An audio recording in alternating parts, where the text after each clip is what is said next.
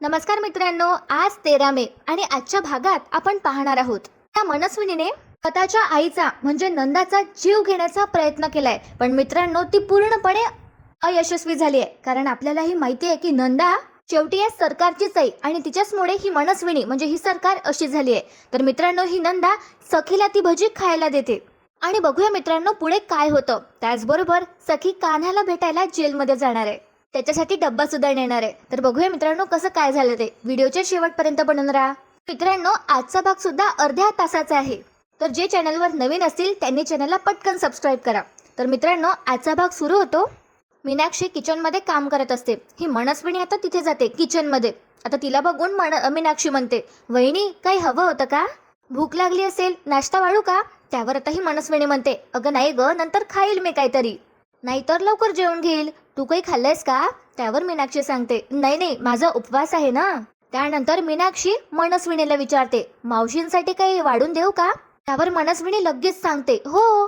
अगं पण काय केलंयस तू? त्यावर आता मीनाक्षी सांगते, मी खमंग थालीपीठं केलीत. त्यावर आता ही मनस्विनी नाटकं करते आणि डोक्यावर हात ठेवत म्हणते, अरे देवा, थालीपीठ आता मलाच काहीतरी करावं लागणार आहे तिच्यासाठी. आता मीनाक्षी विचारते, का काय झालं, त्या थालीपीठ नाही खाणार का? त्यावर आता मनस्विनी सांगते, नाही ना ग मावशीला पौष्टिक असं काही चालतच नाही, तिला तेलकट पदार्थ आवडतात.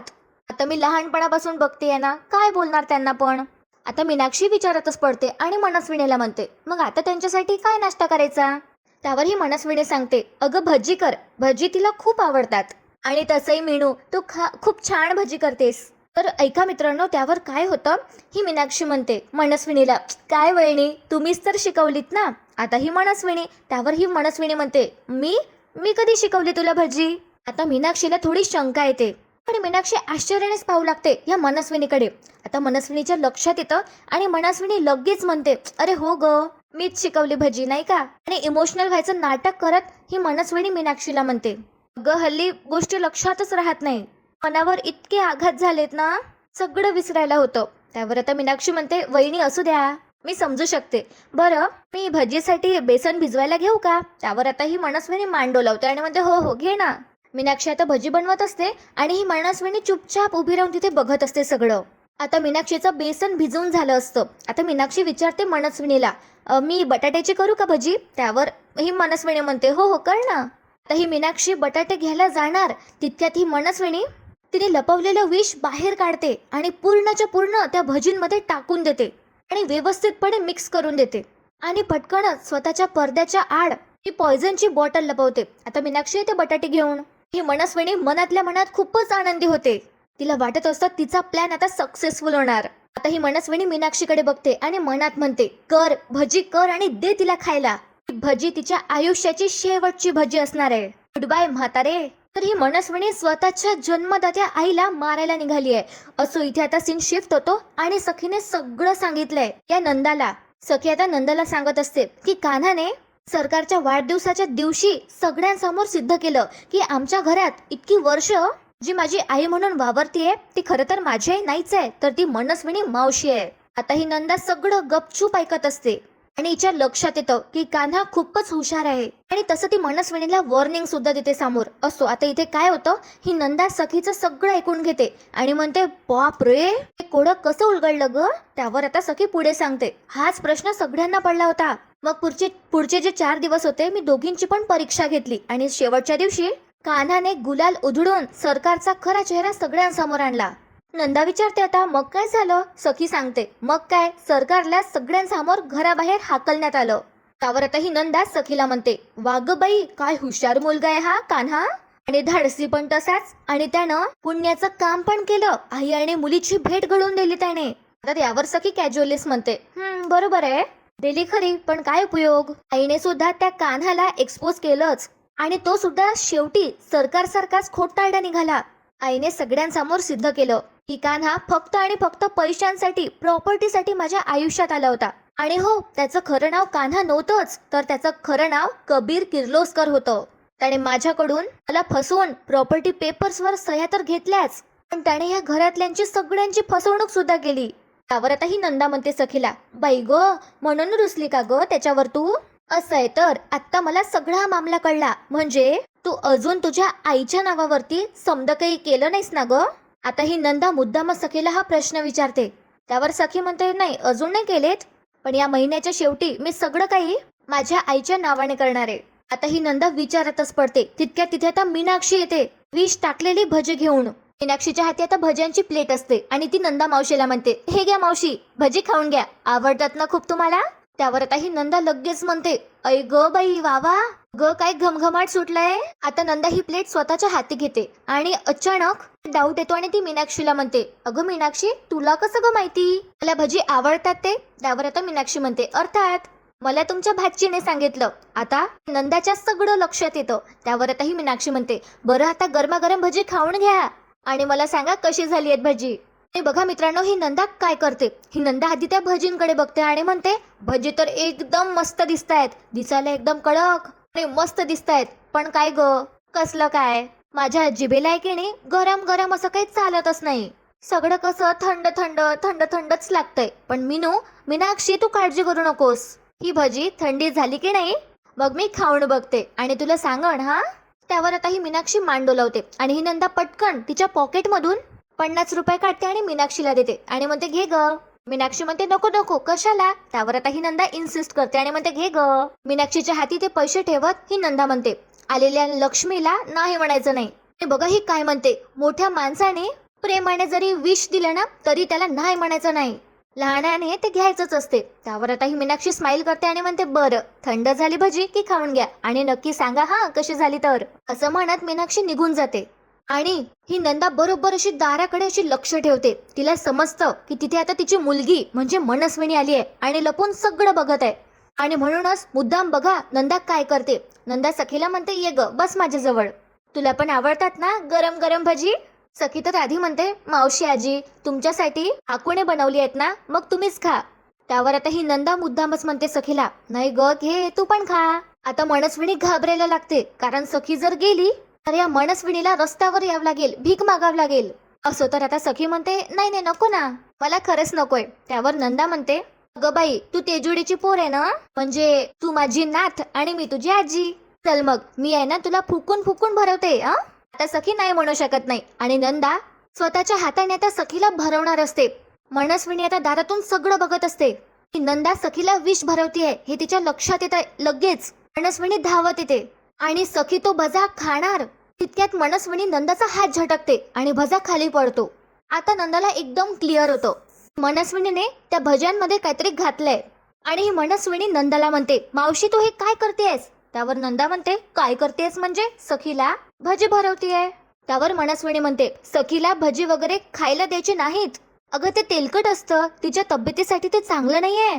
त्यावर नंदा म्हणते, अगं कशी ग तू, एक भजा खाऊ दे तिला, काय होणार आहे त्याने? त्यावर मनस्विनी म्हणते, नाही मी नाही म्हटलं ना. आणि त्यानंतर मनस्विनी मीनाक्षीला हाक मारते. आता मीनाक्षी धावतच येते आणि विचारते, वहिनी काय झालंय? त्यावर आता मनस्विनी सांगते, हे बघ.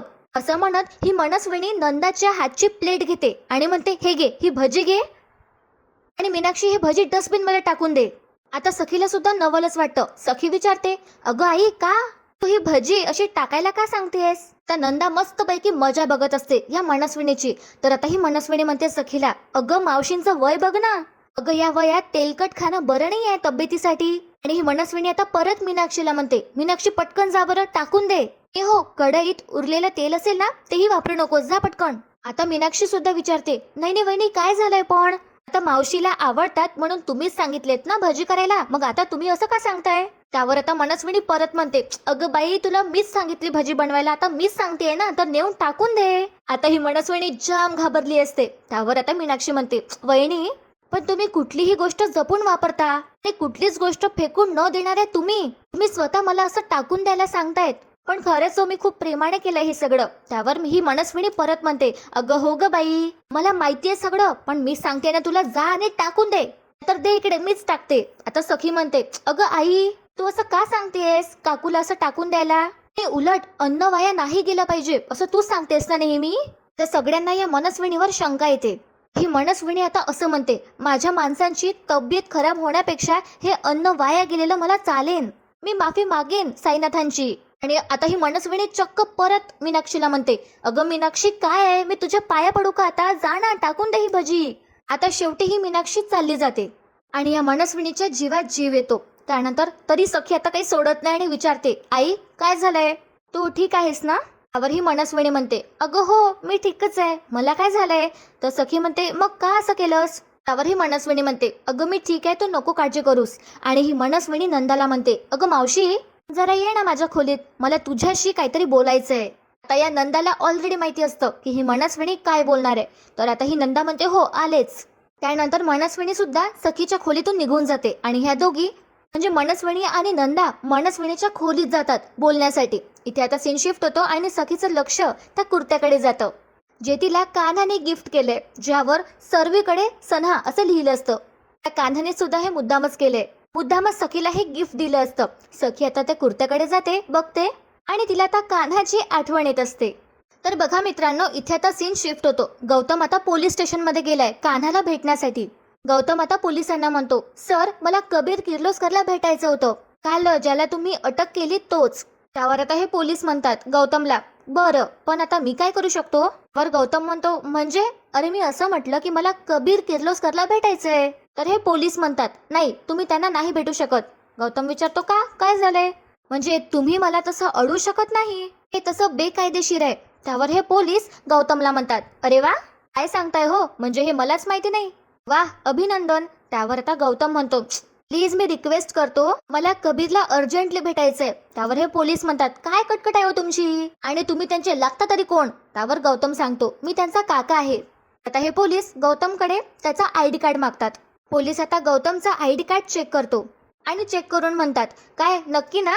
गौतम म्हणतो, हो काही शंका आहे का? त्यावर हे पोलीस म्हणतात, काय हो राव, शंका आहे, पण काय ना म्हणजे शर्ट एकाचं आणि पॅन्ट एकाची. त्यावर गौतम म्हणतो, नाही समजलं मला. तर आता हे पोलीस म्हणतात गौतमला, अरे तुम्ही जर त्या कबीर किर्लोस्करचे काका असाल तर तुमचं आडनाव सुद्धा किर्लोस्करच पाहिजे ना, पण यामध्ये तर कामात लिहिलंय. आता गौतमच्या लक्षात येतं आणि गौतम सांगतो, अच्छा असं, नाही तसा काका नाही, म्हणजे त्याची बायको आहे ना सखी, ती माझी पुतणी आहे, तिचा मी काका, म्हणून तसा मी कबीरचा काका लागतो. त्यावर आता हे पोलीस म्हणतात गौतमला, हे बघा मला काही मामा बनवू नका, हे तुमचं आयडी कार्ड घ्या आणि निघा. आता गौतमचे सगळे प्रयत्न करून रिक्वेस्ट करून झाले असतात, म्हणून गौतम आता घरी जायला निघतो. त्याला वाटत असतं की आता त्याची भेट होणार नाही आणि गौतम मनात विचार करतो, हे काय पोलीस स्टेशन आहे, आता मी कबीरला कसं भेटू, याचं टेन्शन गौतमला यायला लागतं. तितक्यात गौतमच्या खांद्यावरती कोणीतरी हात ठेवतो. गौतम आता मागे वळून बघतो आणि त्याला आश्चर्याचा धक्काच बसतो. हे का आणि कसं झालं समोर आपल्याला कळेलच. आणि मित्रांनो, इथे आता सीन शिफ्ट होतो. ही मनस्विनी नंदाला म्हणते, काय चाललंय तुझं, का गेली होतीस सखी जवळ, तिच्याशी जवळीक साधायला का गेली होतीस तू? त्यानंतर मनस्विनी बोट सुद्धा दाखवते तिच्या साईला आणि म्हणते, हे बघ तुला सांगून ठेवते, सांगून नाही तर वॉर्न करतेय, मी इथे असताना तुझे कोणतेच हेतू मी साध्य होऊ देणार नाही, कळलं का? त्यावर आता ही नंदा सुद्धा खोटं मांडवलं होते. त्यानंतर ही मनस्विनी थेट विचारते आणि म्हणते, बोल काय बोलणं सुरू होतं तुमच्यात? आता ही नंदा सुद्धा तिच्या रूपात येते आणि मनस्विनीला म्हणते, ए कोंबडीवाणी फडफड करू नकोस जास्ती. काय ग सखीला मी ती भजी भरवत होती, का नाही भरू दिलंस ग? आणि समजा जर मी तिला 1-2 भजी भरवली असतीच आणि ती मेली असती तर काय बिघडलं असतं ग? आणि मेली असती तर लागला असता ना भिंतीला असा फोटो. तर आता हे ऐकून मनस्विनीला झटकाच लागतो.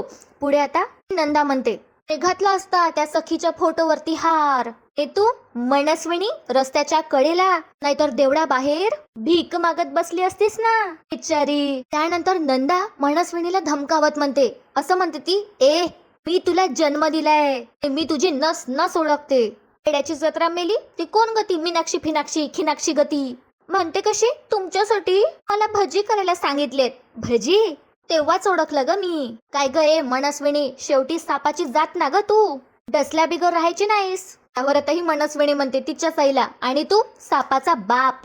त्यावर ही नंदा म्हणते, त्यावर आता ही मनस्विनी म्हणते, काय करतेस, विसरलीस का, आई आहेस ना माझी. बट लिसन यू, त्या सखीची जास्त जवळीक साधायची नाही, आणि हो तुला जर तुझा हिस्सा हवा असेल ना तर मला डबल क्रॉस करायचं नाही. यावरही नंदा म्हणते, क्रॉस कसला क्रॉस, कसला डबल. त्यावर आता ही मनस्विनी तिचा आवाज चढवते नंदावर आणि म्हणते, हद्दीत राहायचं. आता ही नंदा घाबरण्याची ऍक्टिंग करते. पुढे मनस्विनी म्हणते, जास्त पुढे करायचं नाही, कारण मी सरकार आहे, सरकार. इतकंच नाही मित्रांनो, तर ही मनस्विनी तिच्या खुर्चीत जाऊन बसते आणि पुढे सांगते, सगळ्यात इम्पॉर्टंट, तू जर का शहाण्या मुलासारखं माझं ऐकलंस तरच मी तुला तुझा हिस्सा देईल. आता ही नंदा मस्त अशी कमरेवर हात ठेवते आणि हसू लागते या मनस्विनीवर आणि तिला चिडवतच म्हणते, सरकार ग ये, तू हिस्सा देणार का मला? तू आणि कसा ग? आता ही मनस्विनी तिच्या डोक्यावर हात ठेवते आणि म्हणते, हा कसा प्रश्न आहे? अगं तू अजून माझा रुबाब बघितलाच नाहीयेस. सरकार म्हणून इतकी वर्ष या घरात मी तांडव केली आणि ते तांडव या घरातली लोक अजून विसरले नाहीत. कळलं का तुला? तर त्यावर ही नंदा परत हसते. काही का असोना, ही नंदा त्या मनस्विनीचा जागोजागी पोपट करते. हे बघून खूपच मजा येते. त्यानंतर ही नंदा पुढे ही मनस्विनीला चिडवत म्हणते, सरकाराचा तांडव? अगं बाई, येड्याची जत्रा. कशाचा ग सरकार? त्या पोरानं, त्या कान्हाने भर कार्यक्रमात तुला तोंडावर पाडलं होतं आणि म्हणे सरकार. तर ही नंदा आता वॉर्न करते आणि मनस्विनीला म्हणते, ऐक माझं, तो पोरगा आहे ना, त्याला तू हलक्यात घेऊ नकोस बरं का. लय पोचलेलं बेणं हाय ते. आले की नाही, त्याने सगळा गुन्हा आपल्या अंगावर घेतला. तेव्हाच मी ओळखलं, तो पोरगा लय हुशार आहे. आणि ज्या मूर्ख तेजस्विनीला तू 11 वर्ष जिथे डांबून ठेवलं होतंस ना, त्या पोरानंच बाहेर काढलं. आता सखीने नंदाला सगळं सांगितलं असतं, म्हणून नंदाला आता सगळी हिस्ट्री, जिओग्राफी सगळं माहित झालंय. असो, तर आता पुढे नंदा म्हणते मनस्विनीला, जोपर्यंत तो पोरगा हाय ना, तोपर्यंत तुला सखीची सही मिळणं कठीण आहे. आता मनस्विनी हे सगळं बोलणं हलक्यातच घेते आणि म्हणते, हसते ती आणि म्हणते, आवडतात मला कठीण गोष्टी. आणि सहीचं काय, तिची सही तर मला मिळेलच. हा माहितीये, कारण त्या सखीचा तिच्या आईवर म्हणजेच माझ्यावर खूप विश्वास आहे. आणि हो, ज्या मुलाबद्दल तू बोलतेस ना, तो मुलगा कुठेच पिक्चर मध्ये नाहीये, कारण सखीने कधीच त्याला तिच्या आयुष्यातून बाजूला केलंय. त्यावर ही नंदा म्हणते, हा केलं असेल ना, पण त्याचं प्रेम आहे ना, ते सखीला धरू नये. ये, जे काही करायचं असेल ना तुला, ते लवकर कर. नाहीतर त्या पोरामुळं जर सखीने आपला विचार बदलला आणि कल्टी मारली ना, तर तुला काय बी मिळणार नाही. आणि हो, जर तुझ्यामुळे मला काही मिळालं नाही ना, तर तुला माहीतच आहे मी काय करल ते. असं आता नंदा ह्या मनस्विनीला धमकावते आणि स्वतःचा फोन दाखवते. म्हणजे नंदा तो व्हिडिओ सगळ्यांना दाखवेल असं ती धमकावत असते या मनस्विनीला. आता मनस्विनी चांगलीच फसली आहे. आता या मनस्विनीला राग येतो एकदम आणि ती अंगावर धावते नंदाच्या. आणि त्यानंतर नंदा हसतच तिथून निघून जाते. आणि मनस्विनीला खूप राग येतो आणि टेबलवर ठेवलेला वास मनस्विनी भिंतीवर फेकून मारते. मनस्विनीला खूप राग येतो नंदाच्या गोष्टी ऐकून. तर इथे आता सीन शिफ्ट होतो आणि मित्रांनो, गौतमच्या खांद्यावर हात ठेवणारा कान्हाच असतो. आता कान्हा गौतमला भेटतो. हे पोलीस स्टेशन मध्येच असतात. हे कान्हा बरोबर किरण सुद्धा असतो. गौतम आता कान्हाला विचारतो, तू जेलच्या बाहेर काय करतोयस आणि हा सगळा काय प्रकार आहे? त्यावर आता किरण म्हणतो, मी सांगतो ना, जो माणूस आहे ना, हा कान्हा वेडा झालाय. हा काल मी इथे वकील घेऊन आलो पोलीस स्टेशन मध्ये, तर याचा जामीन करायला. आणि हा म्हणतो कसा, कान्हा मला बेल नकोय, जेल हवी आहे. त्यावर आता गौतम आश्चर्यानेच बघतो कान्हाकडे आणि त्या पोलीस स्टेशन मधला हवालदार सुद्धा सगळं ऐकत असतो आणि हसतो हे सगळं ऐकून, कारण त्याला सगळं माहिती असतं. तर आता गौतम कान्हाला म्हणतो, काय बोलतोयस कान्हा तू, तुला जेल हवी आहे? त्यावर आता कान्हा म्हणतो, कसं आहे गौतम काका, मला फक्त सखी मॅडमला जाणीव करून द्यायची आहे की त्यांचं माझ्यावर प्रेम आहे. मला माहिती आहे आमच्यात जरा दुरावा आलाय सध्या, मला मान्य आहे, पण तो दूर होईलच. त्यावर आता गौतम कान्हाला म्हणतो, तू हे सगळं सखीसाठी करतोयस आणि तुला काय वाटतं, हे सगळं तिला समजल्यावर तिला त्रास होईल, तिला तुझी काळजी वाटेल आणि ते इथे येईल, हेही तुझ्यासाठी. त्यावर आता कान्हा म्हणतो, काका मला फक्त वाटत नाहीये, तर माझी खात्री आहे हे असंच होईल. तुम्ही फक्त जाऊन सखी मॅडमला सांगा की माझे इथे खूप हाल होत आहेत आणि ऑफकोर्स थोडं वाढून चाडवून सांगा, म्हणजे त्यांना जरा खरं वाटेल. किरणचे एक्सप्रेशन्स असतात, हा कान्हा वेडा झालाय, याचं तर काहीच खरं नाहीये. असो, पुढे आता कान्हा सांगतो गौतमला, आणि जर काका इतकं तुम्ही सखी मॅडमला सांगून त्यांना जर काहीच वाटलं नाही, तर मी कबीर असं नाव लावणार नाही. आता त्यावर कान्हाला पूर्ण गॅरंटी असते की असंच होणार, सखी त्याला भेटायला जेलमध्ये येणार. पुढे आता गौतमला एक प्रश्न पडतो आणि तो विचारतो, मला सांग कान्हा, तू लॉकअप मधून बाहेर कसा आलास? त्यावर बघा काय होतं, तिथे बसलेला हवालदार समोर येतो आणि गौतमला म्हणतो, मी सांगू, केव्हापासून असं मनात दाबून ठेवलंय कोणाला सांगल म्हणून, तर तुम्ही आलात बरं झालं. पहिल्यांदा कोणत्या हवालदाराला इतकं एक्साइटेड होताना पाहिलेत. असो, आता हे हवालदार गौतमला म्हणतात, बरं मामा. नंतर ते लगेच कान्हाकडे बघत म्हणतात, ओ सॉरी काका. कान्हाकडे हात दाखवत हे हवालदार गौतमला सांगू लागतात, अहो काका, हा माणूस आहे ना, कमाल आहे कमाल. हो, याने काल बासरी वाजवली ना, वाह का जवाब. त्या कान्हा सुद्धा लाजतो त्याची तारीफ ऐकून. पुढे हे हवालदार काका सांगू लागतात, आणि आम्हाला त्याची स्टोरी सांगितली, मला आणि आमच्या साहेबाला. साहेब तर आमचे लव्ह मॅरेज वाले. आणि त्यांना अशी स्टोरी हिट झाली ना बुलेट सारखी. आणि गौतम काका सुद्धा मस्त पैकी ऐकू लागतात. त्यांना सुद्धा नवल वाटत असतं. पुढे आता हे हवालदार काका सांगू लागतात. मग साहेबांनी यांचा प्लॅन पटला. मग आमचे साहेब तयार झाले याला जेलमध्ये ठेवायला, तेही FIR न लिहून घेता. तर गौतमला कान्हाचं कौतुकच वाटतं. आणि गौतम कान्हाला म्हणतो, कोण आहेस कोण रे तू? रे तू पोलिसांशी मैत्री केलीस? कान्हा सुद्धा हसतो आता. पण आता किरण म्हणतो, मला तर टेन्शन यायला लागलंय. कारण काय ना, हा प्रकार मांडणं अजून माहितीच नाहीये. मी त्यांना असं सांगितलं की सखी सोबत जे काही झालंय त्यामुळे कबीर दुखावला गेलाय आणि थोड्या दिवसासाठी तो गावाबाहेर गेलाय. जर हा सगळा प्रकार मांना कळला ना तर त्या इतक्या चिडतील. आता कान्हाला सुद्धा थोडं टेन्शन येतं याचं. आता गौतम म्हणतो कान्हाला, कबीर काय करणार आहेस? त्यावर आता कान्हा म्हणतो, आता काय, प्रेमासाठी वाटेल ते करायला मी तयार आहे. गौतम म्हणतो, बरं तू सगळं सखीच्या प्रेमासाठी हे करत असशील तर माझाही हातभार लागायलाच पाहिजे. आता लगेच घरी जातो आणि तुझ्यासाठी तुझं काम सोपी करतो. बघत राहा मित्रांनो, खूप मजा येणार आहे समोर. कान्हा गौतमला थँक्यू म्हणतो. गौतम आता घरी गेलाय आणि सखी त्याच्या समोर बसली असते.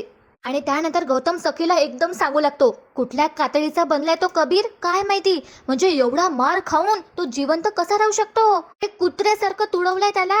सगळे हाल हाल करतायत ते पोलीस तिकडे. आता सखी खूपच घाबरू लागते हे ऐकून. पुढे गौतम म्हणतो, इतके हाल की मला पण ते बघवत नव्हतं, मलाच भीती वाटायला लागली. हाल होत आहेत त्या बिचाऱ्याचे. आणि मग लगेच गौतम मुद्दामच म्हणतो सखी समोर, बिचारा कसला? तुझ्यासोबत तो जे काही वागलाय ना ते पाहता काही बिचारा नाही तो. त्याला योग्य तेच शिक्षा मिळाली आहे, हो ना सखी? आता सखी सुद्धा असंच म्हणते, हो बरोबर आहे, त्याला त्याच्या कर्माची शिक्षा मिळायलाच हवी. सखी हे सगळं आता अडखडतच बोलते. गौतम म्हणतो, तेच बोलतोय मी, अगदी बरोबर. तो तुझ्याशी जे वागलाय ना, वागला काय, तो त्याने तुला फसवलंय. तुलाच काय, त्याने आम्हा सगळ्यांना फसवलंय. त्यामुळे त्या पोलीस स्टेशन मध्ये त्याला त्याच्या कर्माची फळं भोगावीच लागतील. त्याला अजून मारला पाहिजे. आणि फक्त मारायचे नाही हा सखी, त्याचे जेवायचे सुद्धा हाल चाललेत. हे पोलीस स्टेशन मध्ये जेवणात काही मीठ वगैरे नसतं, काय ते दगडासारखे खडे असतात कर्णात, असं काहीतरी ऐकलंय मी. म्हणून जे झालंय ना ते योग्यच आहे. पण आता सखीच्या जीवाची घालमेल होते सगळं ऐकून. आणि सखी इमॅजिन करू लागते. खूपच फनी सीन आहे हा. सखी कान्हाला इमॅजिन करते की त्याचा एक दात तुटलाय, त्याने जेलरचे कपडे घातलेत आणि त्याच्या हाती एक बाऊल आहे. कान्हाच्या जेवणात खडा निघाला. आणि कान्हा सखीला म्हणतोय, सखी मॅडम बघताय ना, हे बघा माझा एक दात तुटलाय. आता फक्त माझ्याकडे 31 दात उरलेत. आता मी हे 31 दातामध्ये कसं काय जेवण करणार आहे? मित्रांनो, खूप फनी सीन आहे हा. सखीलाही इमॅजिन होतं. आणि सखी ही इमॅजिन करून गौतम समोरच म्हणते, नाही असं नाही झालं पाहिजे. तर गौतम आता मुद्दामच सखीची मजा घेतो आणि म्हणतो, सखी काय झालंय तुला? त्याचा का विचार करतेस तू? जाऊ दे ग त्याला, त्याचा नको विचार करू, सोड. असं म्हणत गौतम तिथून निघून जातो. पण सखीला खूप टेन्शन येतं.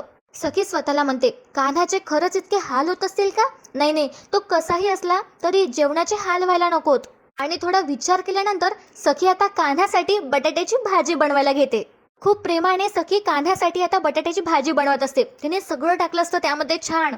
सखी आता कान्हासाठी छानपैकी टिफिन पॅक करते, पोळी भाजी खूप प्रेमाने तिने कान्हासाठी बनवून ठेवली असते. सखी मनात म्हणते, कान्हाचा डबा भरताना मंगळसूत्राने प्रश्न करण्याचा हक्क दिला आहे, कर्तव्यही दिलीच आहेत. कसाही असला तरी कान्हा माझा नवरा आहे, त्याचे असे हाल होताना मी नाही पाहू शकणार. सखी असं म्हणते आणि आजचा भाग इथे संपतो. त्यानंतर उद्याच्या भागात आपण पाहणार आहोत की सखीने कान्हासाठी डबा बनवलाय आणि सखी डबा घेऊन जेलमध्ये गेलीये. कान्हा हट्ट धरतो की सखीने स्वतःच्या हाताने कान्हाला भरवला तरच तो खाईल. आणि सखी तसंच करते. सखी स्वतःच्या हाताने आता कान्हाला भरवते.